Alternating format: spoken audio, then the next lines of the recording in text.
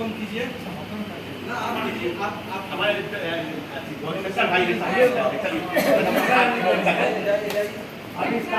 की अंतिम इच्छा भगवान बुद्ध की करुणा हो, भगवान बुद्ध की करुणा हो।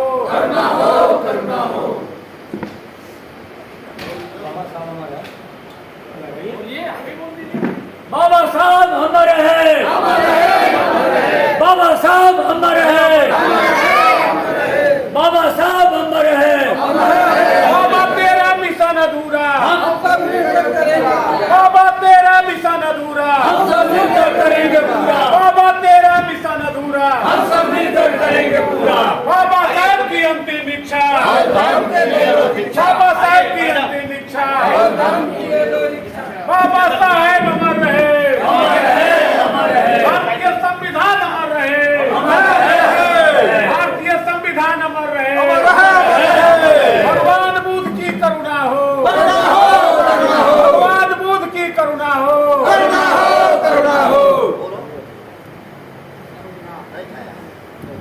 ना बुलाएंगे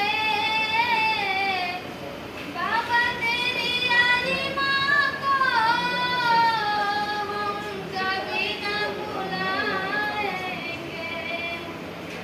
जिसने हमें सूत्र कहा हम दिल से लगाएंगे।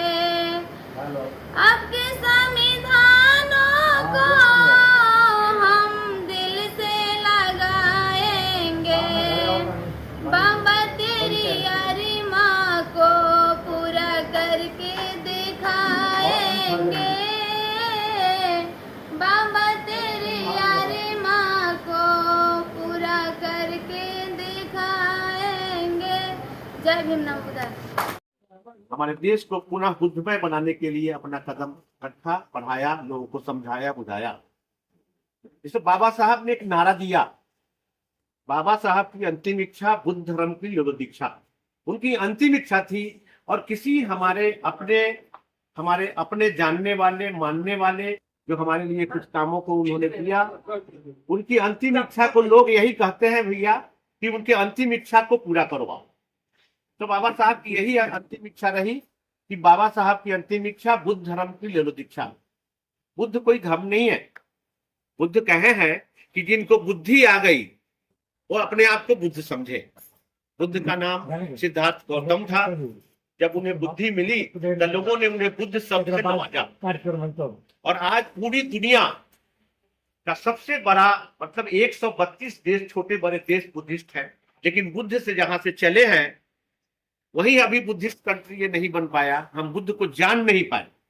इसलिए हमारा ये कर्म बनता है, हमारे समाज में जो भी बुद्धिजीवी है, हमारा बुद्ध धर्म कैसे बढ़े, बुद्ध को लोग कैसे जाने, पहले हम इस पर काम करें। जयंती तो मनाते रहेंगे, हर साल मनता रहेगा, परिनिर्वाण दिवस, उनकी जयंती, बाबा साहब की जयंती, लेकिन हमारा पहला कर्तव्य बनता है कि बुद्ध के बारे में और बाबा साहब के बारे में लोगों को ज्यादा से ज्यादा जानकारी दें। ज्यादा से ज्यादा जब जानकारी लोग हासिल करेंगे, बुद्ध को समझेंगे, बाबा साहब को समझेंगे, तो निश्चित है कि बुद्ध धर्म के तरफ लोगों का झुकाव बढ़ेगा और इसमें बिल्कुल शांति मिलेगी। तो पहले हम लोग, अब इसके बाद जो हम लोग एक छोटी सी मीटिंग करेंगे जिसमें अपने जिला के बुद्धिजीवी 20-25 आदमी को बैठाएंगे और एक ठोस निर्णय पर पहुंचेंगे कि हम धर्म का विस्तार कैसे करें, किन किन पहलुओं पर, किन किन बिंदुओं पर कैसे हम काम करें जिससे धर्म का विस्तार हो। जिसमें सबसे ज्यादा अहम भूमिका हमारी घर की जो महिलाएं हैं, माता बहनें हैं, उनको आगे आना होगा। इस क्योंकि हम कितना हो बुद्धिस्ट, हम बुद्ध धर्म की तरफ चिल्लाते हैं, लेकिन आज फिर भी हमारी महिलाएं जो हैं वो मनुवादियों की गुलाम, वो आज भी उनकी गुलामी कर रही है और उनकी थोथी बातों में और डर करके आज भी वो डरी हुई है।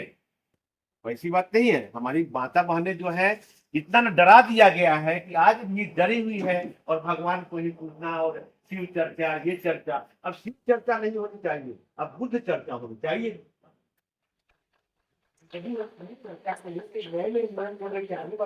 तो हम बुद्ध चर्चा क्यों नहीं करें? तो हमारा भी एक्टिव होना चाहिए। हम भी गांव गांव में 4 महिला 5 महिला को एक दिन हम लोग महिलाओं को बुला करके प्रशिक्षण दें कि बुद्ध के बारे में बुद्ध चर्चा करें, बुद्ध के बारे में आप चर्चा करें। क्योंकि जैसे वो कहते हैं हम शांति के पुजारी हैं, हम शांति से प्रार्थना करते हैं, वो हल्ला करके करते हैं, तो हम भी क्यों ना हल्ला करें, हम भी हल्ला करके अपना पूजा करेंगे। क्योंकि हल्ला करने में लोग जानते हैं, यहाँ के लोग जब कान में सुनेंगे ना तभी उस बात का ध्यान होगा। देखा जाता है ना हनुमान आराधना में लोग चिल्लाते हैं, तो हम भी चिल्ला करके बताएंगे अपने बुद्ध के बारे में। तो इसलिए समय तो बहुत था और ये कार्यक्रम बहुत धूमधाम से मनाने की विचार थी, क्योंकि हम जो जिस पहलू पर संविधान विरोधी के साथ लड़ते आ रहे थे और हमारी जीत यहाँ के लिए पक्की थी, इसलिए हम लोगों ने सोचा कि 4 को के बाद 5 ही क्यों नहीं रह रहे, जिसमें हमारा अभिनंदन के साथ बुद्ध जयंती ही मनावे। मेन उद्देश्य इसलिए था, उसमें हजारों की भीड़ की हम लोगों ने ये किया था कि उसमें 1000 आदमी आते और सबों को सम्मानित किया, लेकिन वैसा नहीं हुआ। खैर, हम हारे नहीं है, कोई आदमी जीता है, हम हारे नहीं है। इस बात को लेकर हम चलेंगे कि हमने नहीं हारा, कोई जीता है। फिर समय आएगा और ऊपर वाले ने ऐसा दिया है, देखिए ऐसा हो रहा है बुद्ध की महिमा से कि हमारे जो संविधान विरोधी थे वो चित्त होने जा रहे।